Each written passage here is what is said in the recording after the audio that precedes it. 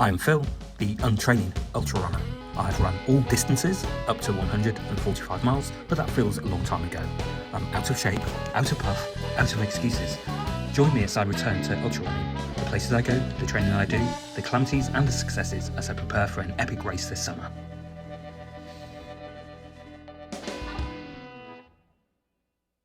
Hey everyone, just recently I revisited the iconic South Downs Way, a trail that holds a special place in my heart, especially after completing a 100-mile race back in 2017 on the South Downs Way. Now that race was an incredible journey of endurance, strategy and sheer willpower. I finished in 1 day, 1 hour, 1 minute and 1 second. So today I want to share with you 5 invaluable lessons from that experience, hoping to inspire and guide you through any race on the South Downs Way or similar endurance challenges. I'll also give you a glimpse of the trail itself from my trip there last weekend with a friend. So grab your running shoes and let's dive in.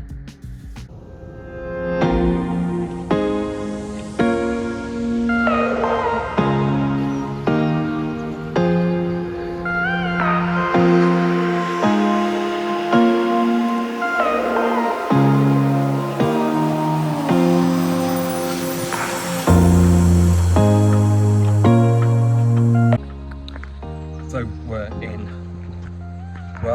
we're on the South Downs and we are at the start of the South Downs 50 race. So the race isn't on today. This is just a recce run for a mate of mine, Rob. You can see him wandering around there in the car park, aimlessly talking to his camera, very much like I am. So this is the first time he's been on this route, so I've done it before and it's been years actually since I've been on it. So the weather is wet, lots of puddles going on, and it's not too cold, so that's okay. I've got some poles because I'm a wuss when it comes to hills. I haven't really done any hill training, and so what we're going to do is go from the start to Saddleston Farm. So that's checkpoint 2. It's about just short of 17 miles, and we'll see what happens.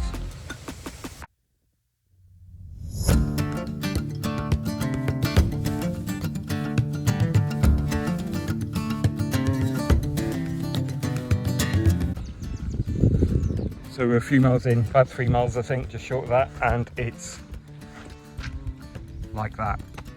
Well, actually it's not as bad as that most of the way, but anyway, it's muddy. Surprisingly so. And now I've just dropped my glove in the mud. Great!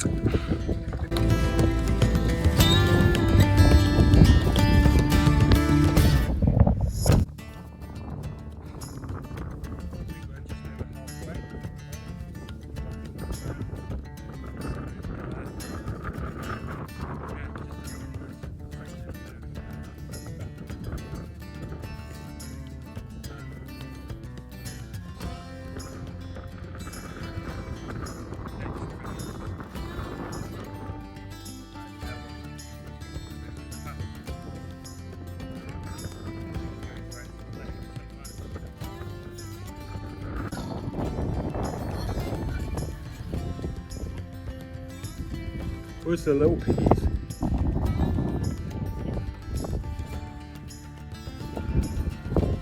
At least we're getting a little bit more of a view now. It's a little less misty, but you can't really see very far. But you can at least see down there. I think some river down there. We've got some hill up there. What is that up there? Where are we? We're about 10 miles in, are we? Yeah, we're about 10 miles in. So we come up to first checkpoint in that one. Were first checkpoint. Oh, so that road. Oh, we're going to go up Beading Hill in a minute. Right. I think. And Truby Hill. Right. There's a youth hostel there. Oh. It's a really handy spot. I've stayed in the youth hostel. Yeah, it's a really handy spot for Calippos and a coffee. Yeah. Yeah. I mean, if you're probably not going to want that on a 50 miler, but by that point in the afternoon. But anyway.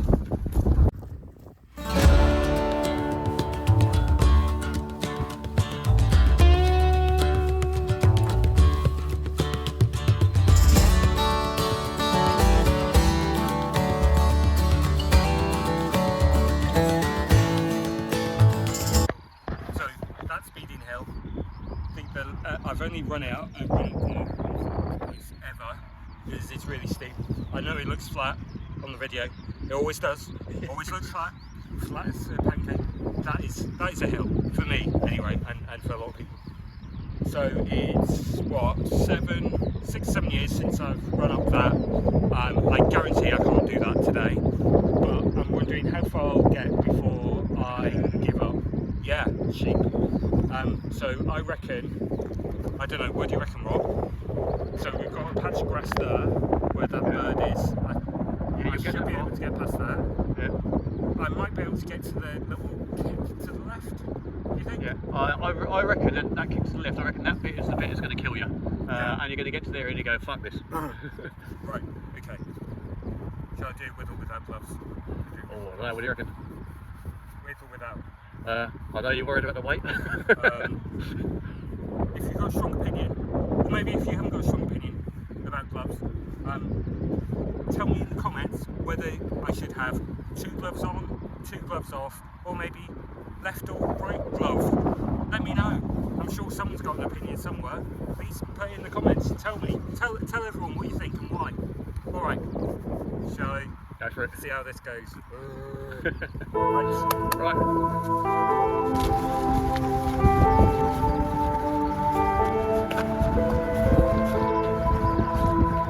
Yes, I shan't be attempting this, as Phil said on the video, and I'm looking at the video here now and seeing just how flat it is, and I'm looking at that hill in front of me and going, oh my god.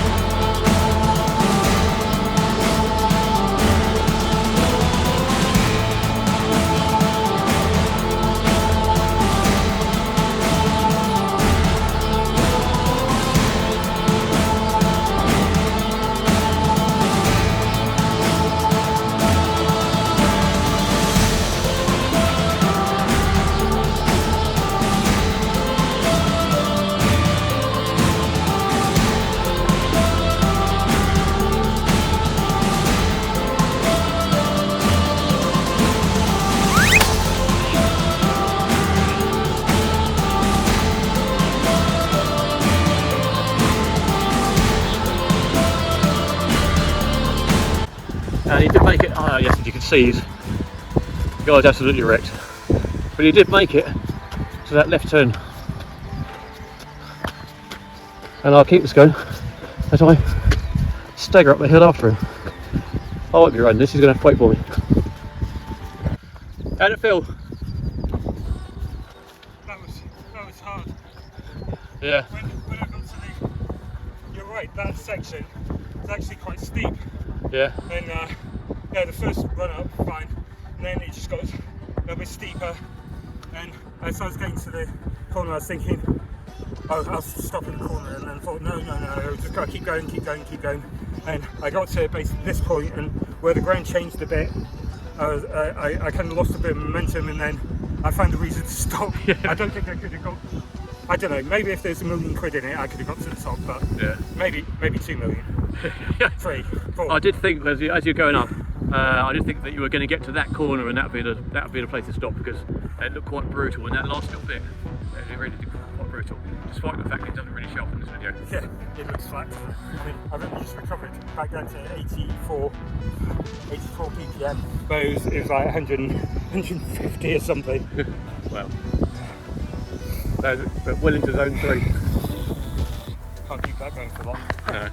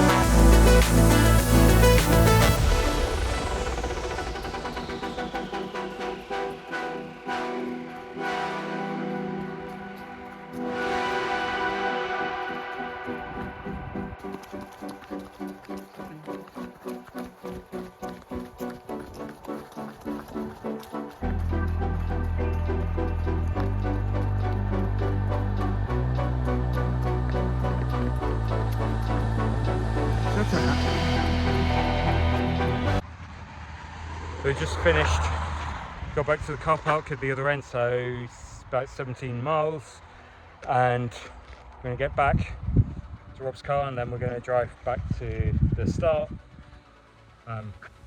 which will probably only take about 10 minutes or something. Yeah, it's taking us hours running this. Yeah.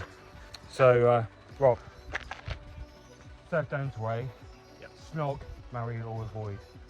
Definitely snog at the moment. Yeah, and why? I like it. It's nice and undulating. It's not too. I mean, I brought my poles with me. Didn't need them at all for today's first 17 miles, and I mean I've got a couple more to do over the coming weeks. But we'll see how they go.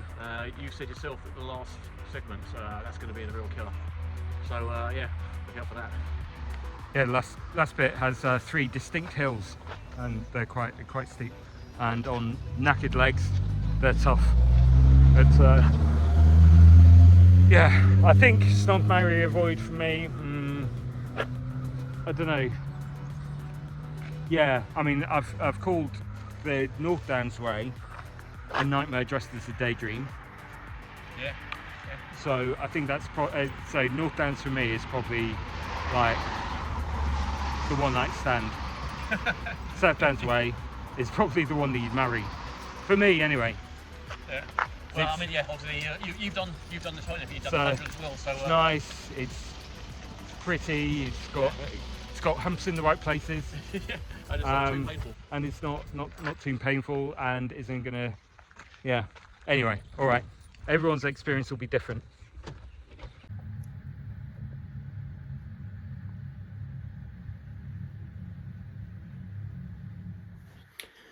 So here are my top 5 tips for the South Downs Way. The 5 S's, if you will.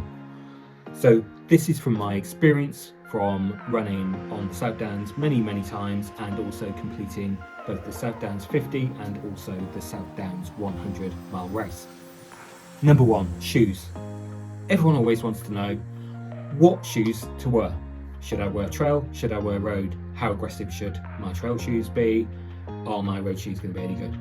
Well, I would say the trail can be very flinty and stony, and it's going to be hard underfoot most of the time.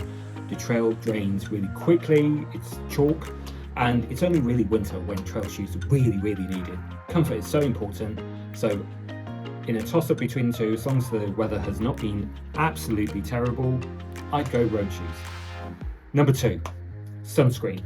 There's so little shelter from the trees, so you'll have no respite from the sun. So be prepared by wearing a hat and layer on the sunscreen. You'll bake if you don't prepare.